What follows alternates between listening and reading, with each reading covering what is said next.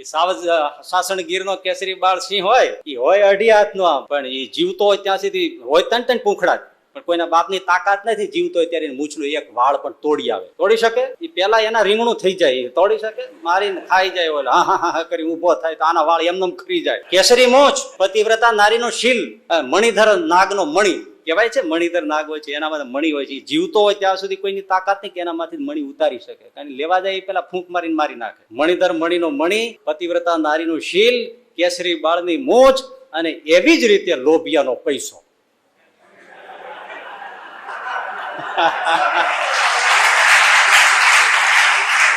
એ જીવતો હોય ત્યાં સુધી કોઈની બાપની તાકાત નથી કે એમાંથી એક પણ રૂપિયો લઈ શકે.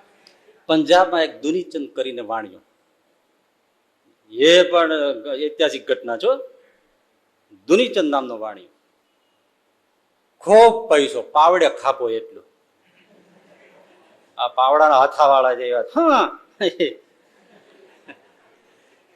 એ દ્રષ્ટાંત છે. મારે કોક દી તમને લેવું છે ઝપટમાં, પણ હજી આવતું નથી. મોકો આવશે ત્યારે જ આવશે. મને હા કરી ગયું છે ને, એ કોક દી આવવાનું છે, બરાબર નું આવવાનું છે. મજાની વાત છે.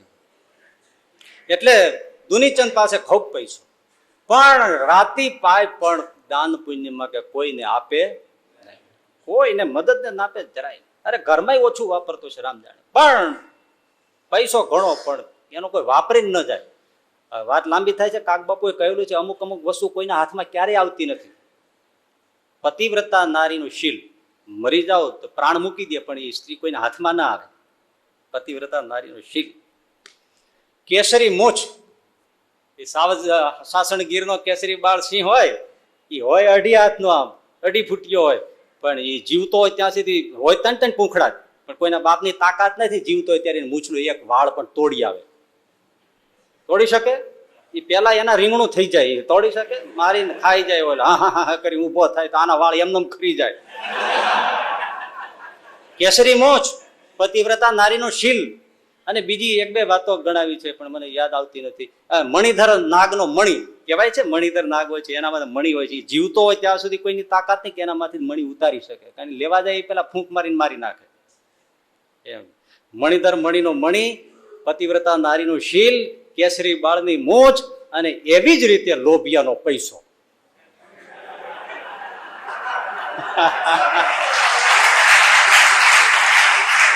એ જીવતો હોય ત્યાં સુધી કોઈની બાપની તાકાત નથી કે એમાંથી એક પણ રૂપિયો લઈ શકે. અને એટલા ઠંડે કલેજે હોય, તમને આપે જ નહીં. તમે કયો કે આપ અરે શેઠ સાહેબ લખાવા રે, તમે આયા બહુ સારું કર્યું. મારો ગરમે ન થાય. તમે ગાળો દો ને તો કે શેઠ સાહેબ તમને ગાળો દીધી છે ને, લીધી નથી ને કાંઈ, એમાંથી ને વેપાર કરે. બોલો, લોભિયો એ પૈસો જીવતો હોય ત્યાં સુધી કોઈને આપે કામ જ ના. એવો દુનીચંદ. ગુરુ નાનક સાહેબ ત્યારે હયાત, એને વાત આવી યાદ, ત્યારે આટલો બધો પૈસો, અને આપણે ધર્મનું કામ કરીએ, અને ગરીબોના કામમાં દુનીચંદનો પૈસો ના આવે. પંજાબી માણસ થઈને, અને હું પંજાબમાં, મારે એને કંઈક કહેવું જ જોઈએ, મારી ફરજ છે. નાનક સાહેબ, ગુરુ નાનકદેવ સામે ચાલીને દુનીચંદને ઘરે જઈ પડ્યા અચાનક. હવે ગમે તેમ તો ભારતનો માણસ છે ને, એટલે આવકાર તો આપે. આવો. અને ગુરુ નાનકને એ પંજાબમાં ન ઓળખતો હોય એવો કોણ હોય? આવો બાબા, બેસો બેસો. બેસાડ્યા, જળ લાવીને આપ્યું, પીધું. પછી સેજે સ્વાભાવિક, આપણે કોઈ પણ માણસ હોય તો બોલે આવી રીતે. આવું કોઈ માણસ આવ્યું હોય તો, શું અચાનક બાપજી આવવાનું કારણ? હું આપની શું સેવા કરું? હા, મોઢામાં શબ્દ નીકળી ગયો, આપની હું શું સેવા કરો? ગુરુ નાનક કે બસ હું એટલા જ માટે આવ્યો છું, બહુ મારી નાનકડી સેવા છે. વાત જોજો ભાઈ. હા, સુખી થવાના રસ્તા 6 પૈસા ઘરમાં હોય એવો કોઈ માણસ આ સભામાં નથી બેઠો. આ કઠિયારાની વાત ચાલે, 6 પૈસા વાળાને. હા, અને સુખનો ભંડાર છે આમાં. તમે સારામાં સારી વસ્તુ લઈને ખાઈ પી જશો એનો કોઈ અર્થ નથી સરતો, પણ ભૂખ્યા રહીને જો કોઈને આપી દીધું છે તેનો અર્થ બહુ મોટો થશે. મૂળ તો દાડો જ એવો કોઈનો હાથમાં જોઈ જયારે કોઈને કઈ ખવડાવ્યા વગર રાત પડે. કોઈ પણ આવે ને તો સહેજે કાંઈ ન હોય તો મુખવાસ ખાવ ભાઈ. તમે ભલે જમીન આવ્યા છો, તમારા પેટમાં મગ મૂકવા જેટલી જગ્યા નથી, અમે જાણીએ છીએ, પણ ઘરે આવ્યા છે, થોડુંક મુખવાસ ખાવ કંઈક ખાવ એમ. કેમ? આવી મોટી વાત છે. બસ મારે નાનકડી સેવા છે, બતાવો બાપજી. ગુરુ નાનક સાહેબે એના જબ્બાના ચાળમાંથી અહીંથી એક સોય કાઢી, કપડું સાંધવાની આવડી, એક આંગળી જેવડી સુઈ નિડલ, એ પેલા દુનિચંદને આપે, લ્યો આ રાખો, આ સાચવજો, હું તમારા કરતા વ્રત છું, પેલા મરી જઈશ, સ્વર્ગમાં જઈશ, તમે પછી મરશો, ત્યાં સુધી સાચવજો, મરો ત્યારે આ સુઈ સાથે લેતા આવજો, સ્વર્ગમાં મને હાથ હોય આપી દેજો. બસ આટલું જ નાનકડું કામ છે. આટલું કઈ નાનક સડસડાટ નીકળી જ ગયા. આ ઓલો જોઈ રહ્યો, હજી તો જ્યાં કઈ વાત કરવી ત્યાં તો નાનક નીકળી જ ગયા. શેઠિયાએ સુઈ લઈ લીધી, પણ વિચાર આખી રાત સુઈ ન શક્યો એ માણસ, કે આખી જીવતો છું ત્યાં સુધી સાચવી દઉં, પણ મરી જાઓ પછી તમે આ સુઈ મને હાથો હાથ સ્વર્ગમાં આપજો. આ ત્યાં લઈ કેમ જાવી? નનામી સુધી ભેળી ખોંચાવો તોય ત્યાં બળી જવાની, હારે તાપવાની નથી. ખાપણ ઓઢાડ્યું છે એ લઈને જાડવા ઉપર નાખી દેવાના છે, એમને છાણા લાકડામાં સળગાવી દેવાના છે, એટલે કપડું હારી આવવા નથી. આ સોય મારે લઈ કેવી રીતે જાવી? અને આ મને સોંપીને આવો મોટો સાધુ પુરુષ વયો ગયો, હવે મારે કરવું શું? આખી રાત ઊંઘ ન આવી દુનિચંદને. સવારે જાગ્યો, આ ભાર મારાથી નહીં ઉગડે સોયનો, અને એક સાધુનો જો રહી જાય તો મરી જાય. એટલે એ તો દોડતો સવારે આવ્યો, નાયા ધોયા વગર આવીને ગુરુ નાનકના પગમાં પડી ગયો, બાપજી આ સુઈ પાછી લઈ લ્યો, હું આ સેવા નહીં કરી શકું. કેમ ભાઈ? આટલું કામ સોંપ્યું તો નહીં થાય. તો કે બાપજી અહીંયા હું સાચવી દઉં, પણ મરી જાઉં પછી ઉપર તો આ સુઈ શું કાંઈ ન લઈ જઈ શકાય. ત્યારે નાનક દેવ કે સુઈ નથી લઈ જઈ શકતો તો અખૂટ સંપત્તિ છે એને તો ક્યાં લઈ જવાનો છે? સાથે ઉપર પડ્યું રહેવાનું છે. અહીંયા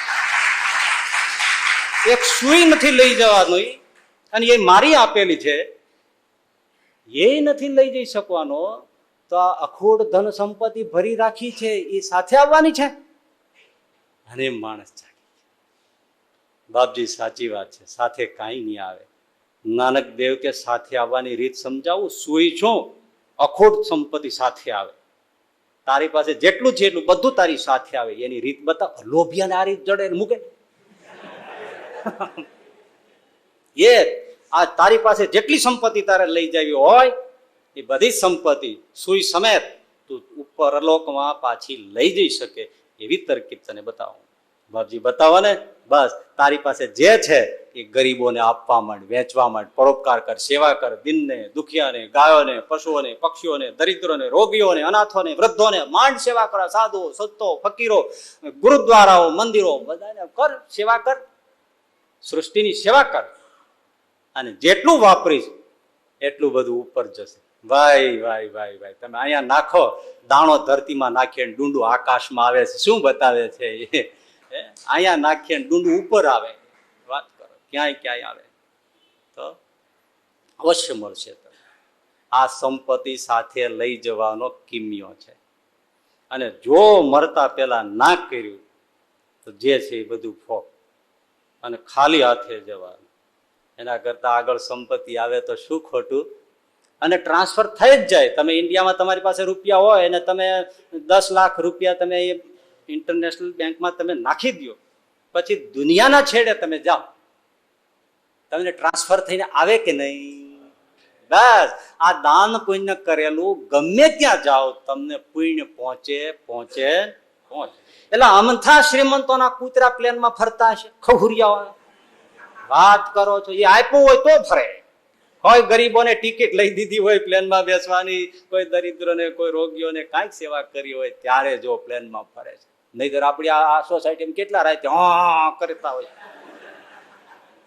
આખી રાત બિચારા ભૂખ્યા થશે, રાયડું નાખતા હોય. આપણે ત્યાં કૂતરાઓ ભેળા થઈને કેમ રોવે છે? ખાવાનું નથી મળ્યું, રાતનું ઓઢવા નથી મળ્યું, એટલે બીજા શું કરે? બીજું કરે શું? આપ્યું નથી સાહેબ, મૂડી લઈ જવાનું, ટ્રાન્સફર થઈને પહોંચે. પણ તમને વાત કહું, પાપ કર્યું હોય તો પહોંચે છે, ગમે ત્યારે ગોતી લે છે કે નહીં? કોઈ પાપ કર્યું, આપણને કઈ દુઃખ આવે ત્યારે આપણે નથી કહેતા કે ભાઈ આ કર્યા ભોગવવા પડે, પણ એક પાપ પણ આપણે જ્યાં જાય ત્યાં ગોતી લે છે, તો પુણ્ય કર્યું હોય એ આપણને ના ગોતી લે? જ્યાં જાય ત્યાં ગોતી લે, પણ પાપમાં આપણને પાછો વિશ્વાસ છે કે ગોતી જ લેશે. પુણ્યમાં વિશ્વાસ નથી કે મને ગોતી લેશે, ફોકટ જશે. અરે પાપ ગોતી લેતો હોય તો પુણ્ય તો અજવાળું છે. અંધારું ગોતી લેતું હોય તો અજવાળું તને નહીં ગોતી લે. ભલા માણસ શું વાત કરે છે.